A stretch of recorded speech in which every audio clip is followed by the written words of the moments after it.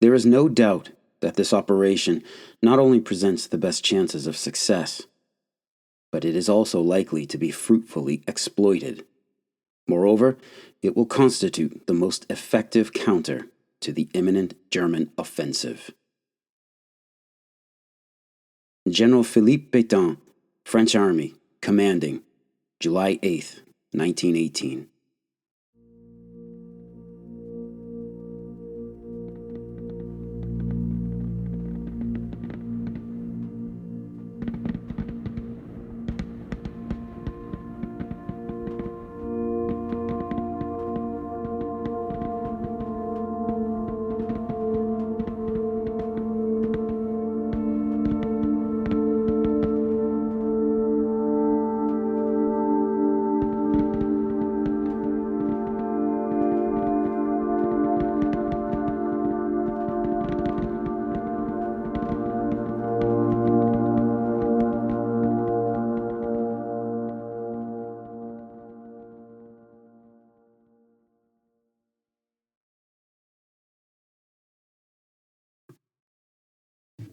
Hey folks, welcome to the Battles of the First World War podcast.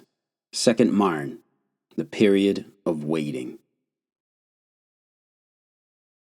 Some quick admin notes here. Many thanks to Tyrion, I hope I'm saying that correctly, and Charles, the latest supporters to sign up on Patreon. Thank you so very much. The podcast may go dark for a little bit after this episode. I head off over there in a couple of weeks, and while I have one more episode in the works, it may have to wait until August.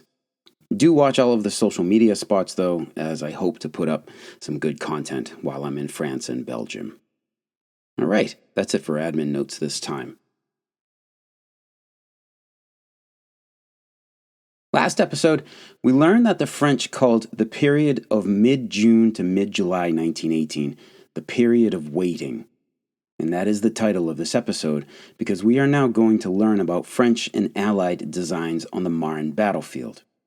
Last episode, we learned of the Germans' plans for their next and fifth offensive on the Western Front, and now we will learn that no matter what you plan, you must always remember that in war, the enemy gets a vote on how things are going to play out. We're going to approach this episode this way. First, we will look at Allied Supreme Commander Marshal Ferdinand Foch, the plans for the war overall, and the plans for the Marne itself.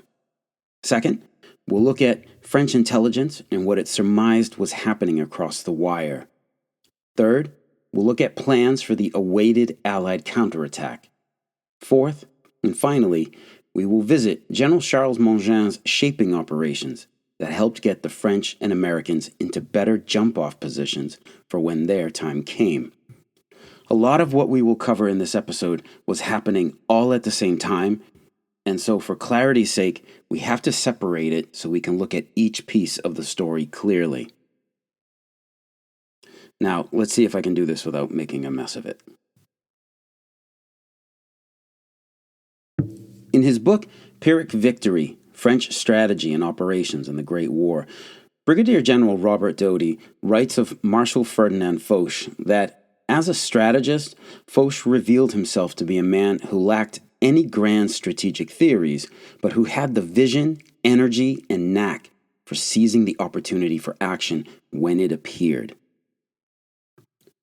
Foch was a man of action, and it surely must have chafed that as the, quote, General-in-Chief of the Allied armies in France, end quote, since the 17th of April 1918, that he had to rely on persuading the Allied army commanders to do things his way. However, his ability to take the 30,000-foot view and influence Allied moves since March 1918 had built up his authority significantly. If the army generals didn't want to listen to him, the politicians certainly did. The War Committee of France ordered Philippe Pétain on June 26, 1918, to do whatever Foch told him to do. It remained a persuasion game with the Allies, but the Marshal would continue to work in his energetic manner. Foch had ideas. Above all, he was going to do everything in his power to stop the next German attack. He knew it was coming. He knew it had to, and he eventually settled on where it would make the most sense for the Germans to strike. When that fifth German attack came, Foch would look for the enemy to reach his culmination, a term used in military circles to indicate an attacking force has done all it can do. He then wanted to follow up with an immediate counterattack. He knew the Germans were stretched, especially in their Somme and Marne salients.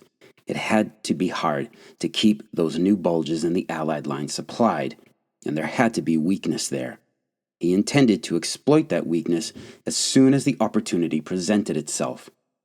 The model would follow the French counterattack on the Matz, a rapid punch back at the Germans before they had a chance to dig in for the defense. But Foch envisioned a much larger counterstrike of some 30 divisions this time. To use boxing terms, the next Allied attack wasn't going to be a quick jab to stun the enemy. It would be a 4-beat combo, jab, cross, hook, cross. The Germans were to be knocked onto their back foot. To get the French army ready to move over to an offensive mindset, Foch ordered General Philippe Pétain to prepare the French army to go on the attack. Pétain did so, even though he was by nature cautious, pessimistic, and defensive-minded. But there were rumors that after the Chemin des Dames disaster, that heads would roll, and both Foch's and Pétain's names had floated as possibilities for removal. To use a term used particularly well by U.S. Army NCOs, at this time it behooved Pétain to be optimistic and a team player, and so that was exactly what he did. Pétain released Directive No. 5, where he wrote, quote, "Henceforth, the armies should envisage the resumption of the offensive. Commanders at all echelons will prepare for this. They will focus resolutely on using simple, audacious, and rapid procedures of attack. The soldier will be trained in the same sense, and his offensive spirit developed to the maximum." End quote. Once the Germans were on the defensive, Foch planned on keeping them there. For years, he'd been arguing that the reasons Allied offensives kept failing, despite Allied coordination gelling together slowly, was that there was never a 1-2 punch delivered to the Germans. Foch himself sometimes used a boxing combo to show what he meant. One offensive started by one Allied army had to be quickly followed by another and another, thereby denying the Germans the ability to shift reserves from one flashpoint to the other. He would finally get the chance to demonstrate what he meant in September 1918, when the Americans, French, British, and Belgians launched 4 offensives in as many days and eventually stretched the Germans to the breaking point. But in June, and in the first half of July 1918, he knew none of this yet. While pushing, pulling, praising, and shaming the Americans, French, British, and Belgians into gearing up for offensives, Foch was already thinking of how to finally beat the Germans decisively. The Americans would be the key factor here. After stating that he needed the United States to provide 100 divisions, AEF Commander General John Pershing agreed to raise that number. It would take until the summer of 1919 for the Americans to bring those divisions over, and at this time, Foch thought that that was when the war-winning campaign would be fought. While these plans simmered in Foch's mind, more immediate concerns dominated his thinking. We now need to blend Foch's plans with the second part of this episode, what French military intelligence was saying about German intentions. By late June, French intelligence was reporting on German plans for a pincer attack on Rennes. French and American units from the Marne salient to the Argonne forest were continuously raiding German lines, and prisoners captured in these raids, as well as deserters, were all indicating a large German attack brewing out in the Champagne region east of Rennes. More intel suggested the Germans would cross the Marne as well, some 25 kilometers southwest of Rennes. In an article titled The decisive impact of French military intelligence on the German Marne-Schütz-Rennes offensive. My good friend, Dr. Rich Willis, and David Rutherford write that French military intelligence at this time was better at interpreting the raw data coming from aerial observations deep into German-occupied territory, trench raids, and prisoner and deserter debriefs. Where the French differed was in their approach to what information they wanted. They had studied the 4 German attacks and had determined their patterns. Rather than try to know which units were opposite them, the French wanted to see whether the Germans were building up assets for an attack in an area. Reports came in of Germans assembling in wooded areas and increased vehicle traffic on roads behind the front line. The French got one hell of a gift when a German pioneer officer swam the river Marne and was captured on the southern bank. In a stunning contradiction of operational security measures that General Ludendorff himself was thumping from on high, this genius had swum the Marne despite orders telling him not to. The captured German told his French captors where the next attack was coming, and that it was coming in early July. From then on, Allied troops began raiding constantly, as mentioned above. To go back to Foch, the news of the impending attack on Rennes could potentially be a feint to draw away attention from the British in Flanders. Every commander everywhere thought he would be the next target. The British thought the Germans would next strike at Ypres again, which they weren't totally wrong about, with Unternehmen Hagen in the works and all. And French forces out in Verdun thought the Germans might be building up for a new attack there. New intelligence came in on July 10th through 12th that said almost without a doubt that the Germans would be attacking in Champagne. Ferdinand Foch knew that the place to strike for his counterattack was at the Marne salient. He knew the Germans had to be having a hard time supplying this salient. Again, the rail lines and even many of the roads inside ran east to west, while it was a bulge into the Allied lines in a north to south orientation. Foch knew the Germans would need Rennes, Epernay, and Châlons-en-Champagne to hang on to that sector, and he knew that Soissons and its rail center was close enough to the western shoulder of the salient to be vulnerable. He had written that, quote, "It was clear, therefore, that if we made ourselves masters of Soissons, or if we were able to keep it constantly under fire, we would prevent the provisioning of troops in the pocket and render the German positions on the Marne untenable." End quote. In mid-June, Foch had ordered Pétain to get French artillery close enough to Soissons to deny its use by the Germans. This is the third part of our episode, as this was the opportunity Foch believed he was looking for. Let the Germans attack Rennes, let them expend themselves and stretch themselves too far from their supply depots.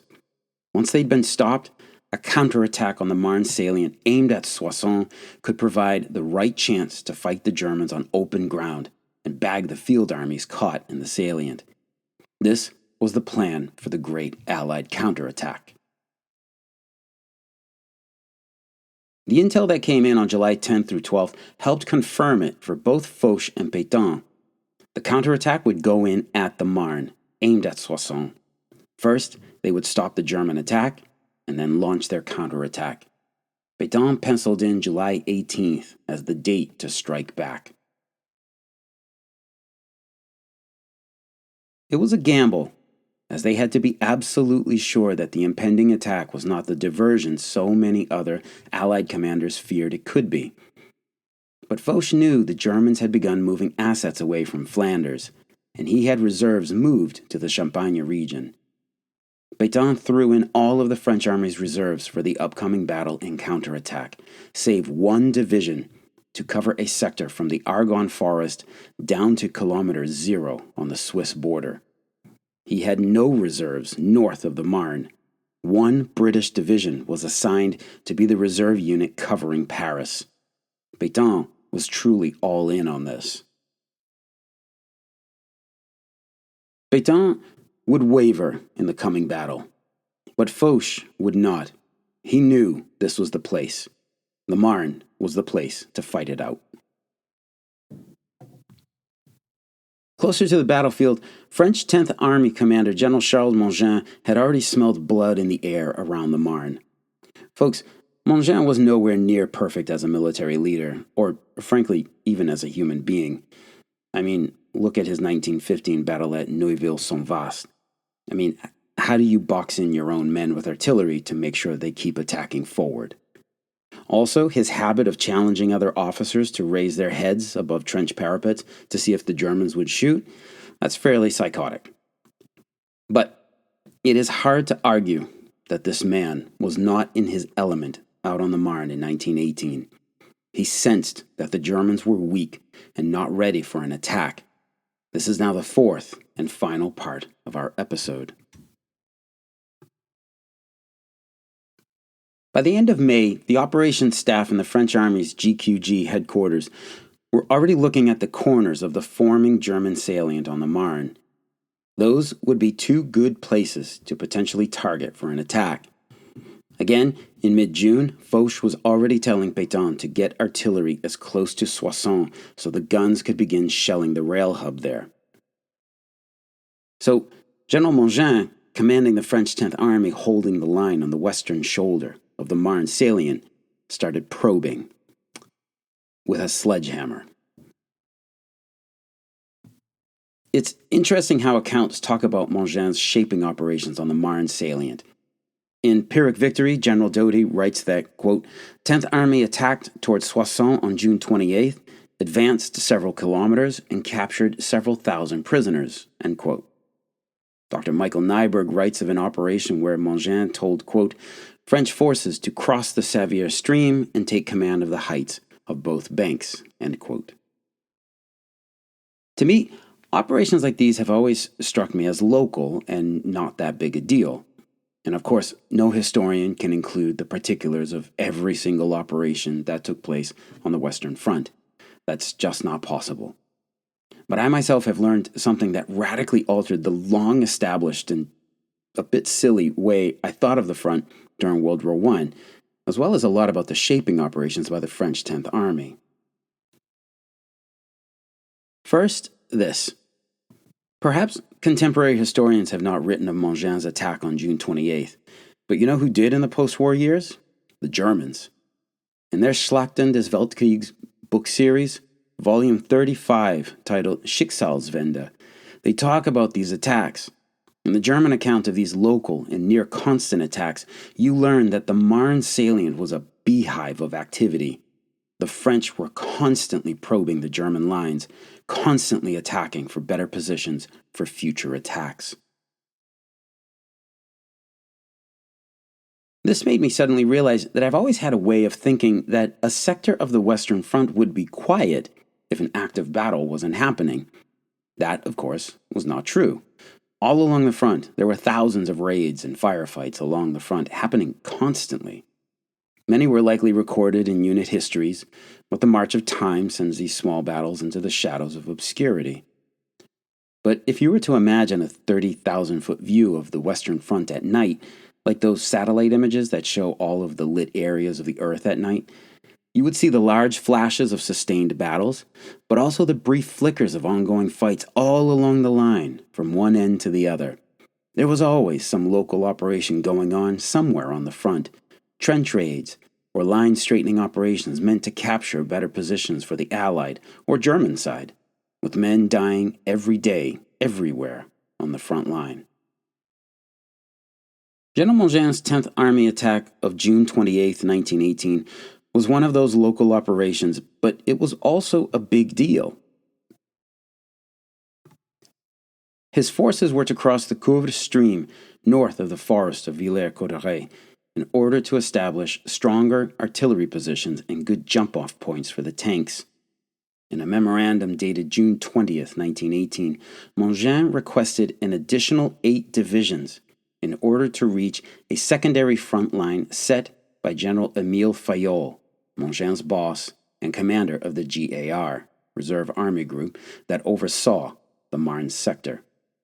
This line ran north to south near the villages of Mersin on the southwestern outskirts of Soissons, to Chaudun, onto Vaucastille, and ending at Villers-et-Lons and the ridge it sat on. Mongin wanted the Villers-et-Lons ridge in order to secure the Forêt de Villers-Cotterêts. General Fayolle deemed the seizure of Villers-et-Lons ridge, quote, useful but not indispensable, end quote, as the point of the operation was to get closer to Soissons, so the rail hub could be placed under artillery fire. Mongin began his attacks on June 28th. 8 infantry divisions took part. While considered a local operation, if we're estimating these divisions were each at 10,000 men at that point, that means some 80,000 poilus were involved. In the Schlachten des Weltkriegs, Volume 35, titled Schicksalswende, the Germans wrote of the attack's effects. The following has been machine translated, and I've done my best to work it out where the translation gets clunky. Quote, the 10th Army began implementing the first phase of the attack plan as early as June 28th. On June 28th, the 11th and 153rd Infantry Divisions launched a surprise attack on the Levercine-Saint-Pierre-Aigle front. They crossed the Couvre et Valserie Gorge without difficulty, advanced approximately 1,500 meters across a 7-kilometer front, and took around 1,100 prisoners. By capturing the eastern slopes of the Couvre Gorge, they had reached the starting position for the future attack. To divert German attention to the north bank of the Aisne, the 15th and 55th Infantry Divisions carried out 2 powerful raids on July 2nd and 3rd against the Puisieux farm and the German positions west of Autrèche. More than 1,000 prisoners were the result. On July 8th, an operation by the 87th and 1st Infantry Divisions led to the capture of Chavigny Farm, located on the eastern edge of the Villers-Cotterêts forest. Several hundred prisoners were taken, and the territorial gain of approximately 1,000 meters in depth and 3,500 meters in width improved the starting position for the attack at Longpont. In addition, the 10th Army had actively promoted preparations for the offensive.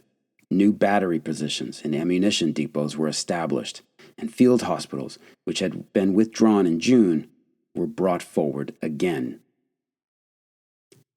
Meanwhile, the French 6th Army, forming the left wing of Army Group Center, had also carried out a number of successful local operations on the part of its front located between the Ourcq and the Marne. On June 25th, the American Marine Brigade harbored 2nd American Infantry Division captured the Bois de Belleau, albeit with heavy losses. On July 1st, the same division stormed the village of Vaux, again with heavy casualties, but taking 600 prisoners. On that same day, the French 2nd Army Corps also achieved a success on the Moulois-Passion-Valois Ridge, which, in addition to a significant improvement in its position, resulted in the capture of 1,500 prisoners. End quote. A memorandum sent on July 5th by Mongin confirmed the success of the shaping attacks, but that work still needed to be done. In his letter, General Mongin wrote that 1. North of the Villers-Cotterêts forest, following the action carried out on June 28th by the 20th Corps, we are in possession of an excellent starting point east of Couvre Stream. South of the forest, a local action is prescribed for the 11th Corps on July 8th. Its objective is to advance our front 600 meters northeast of Chavigny Farm and thus secure an outlet for an attack developing north of Longpont. Once this advance has been accomplished, the first phase outlined in my letter of June 20th will be completed, and the 10th Army will be in the most favorable position, given the current circumstances, to launch the overall attack prescribed by the orders of June 16th, Mongin concluded. He wrote that he could be ready to attack the Marne salient by July 10th. As we said earlier, he smelled blood in the air. In the same memo, he wrote that the small actions undertaken by the 10th Army in the second half of June were carried out very easily. Without giving them more importance than they deserve, they can be seen as proof that the enemy is experiencing the same difficulties as we are in defending against troops using current attack methods. The Germans in the Schicksalswende volume agreed, saying that, quote, the previous operations, carried out almost effortlessly, had already shown him, Mangin, that the opposing German divisions were exhausted, their losses only partially replaced, and, most surprisingly, that their morale had plummeted. End quote. Mangin thought this was the time to attack the plateaus south of Soissons, and that it could lead to the destruction of the entire salient. He believed that surprise was possible, too. Thousands of soldiers were laying low in the Forêt de Villers-Cotterêts, and the constant activity by the artillery would hide the fact that new batteries were being moved in. With the intelligence received on July 10th through 12th, the French knew the Germans planned to attack in Champagne, but the date was as yet only estimated to be around July 15th. Mangin ordered another attack that lasted from July 11th through the 13th, with the French 48th and 128th Divisions pushing forward and taking Longpont, Courcy, Javage Farm, and the eastern bank of the Sevier stream. By this time, the butcher figured his attacks had worn out at least 5 German divisions, and that the only replacements available to the Germans were understrength and exhausted units that had just been pulled from the front. Mangin pushed for an attack. His 10th Army was positioned where he wanted it, and it was time to hit back. On the other side of the front line, the Germans were sensing they were in trouble. The lack of manpower in the fighting units meant that the defense-in-depth lines the Germans had dug everywhere else could not be dug in the Marne salient. Army Group Crown Prince and OHL, Oberste Heeresleitung, German Army High Command, believed they could substitute manpower with a forward zone several kilometers deep defended by artillery. German static divisions, those designated for use in defense only, were instructed to hold the main line of resistance behind the forward zone at all costs. Their mission was, essentially, to meet the enemy and then die in place. The Germans incorporated old trench systems as much as they could, but by and large, the defenses they set up in the Aisne and Marne were a far cry from the expected German excellence in defensive arrangements. There were no continuous and connected trenches. Barbed wire was not always available, and so had to be placed where it would have the most effect. And the sunken lanes and stone walls in the countryside had to do a lot of work as defensive positions. General Mangin's attacks and the resulting constant probes meant the Germans lost many positions and had to desperately work at rebuilding new ones. The Marne salient became a fairly hellish place for the Germans. French artillery constantly hammered the lines, and they also gassed German rear areas within the salient to disrupt logistics. Many attacks pushed the Germans out of their positions, and they couldn't counterattack to take these positions back because there weren't enough men on hand to do so. Following the French attacks of June 28th, German 7th Army Commander General von Buren surmised that, quote, the current situation would serve the enemy as a springboard against Soissons, end quote. He wanted to counterattack and asked Crown Prince Willy for permission to do so. Willy forwarded the request on higher with the opinion that the counterattack request should be denied on account it would use up precious resources. OHL agreed with the Crown Prince and denied the request. They also told von Buren to make do with what he had. There would be no reinforcements. So, there we have it, I think. These are the French plans for how to counter the next German attack, which they knew would come on either side of Reims and on the Marne. After the Germans were stopped, the French, with American and British units supporting, would immediately counterattack and seize the initiative. General Mangin's 10th Army would lead this attack, jumping off from strong positions taken from the Germans in strong local attacks during the period of waiting. The French were going all in on this, to where even General Edmond Buat, Pétain's chief of staff and not always a fan of Mangin, wrote, "No matter how you view the question, defensive, counteroffensive, offensive, there are always advantages to be gained with the attack by 10th Army. Last episode, we ended by saying that the Germans believed they had surprise on their side. We now know that French intelligence had already decoded and made strongly educated guesses as to the enemy's plans. But there was an incident that would give the French absolute proof of where and when the German attack was coming. That incident was a trench raid out in Champagne, and a section of troops in that raid was led by one Sergeant Joseph Darnand. Next episode, we will talk about that raid and the case of Sergeant Darnand. Questions, comments, or concerns, please don't hesitate to contact me at verdunpodcast@gmail.com. Get at me on Blue Sky at www.podcast.bsky.social, and check out the BFWWP website, firstworldwarpodcast.com. Thank you so much for listening. Talk to you again soon. Take care.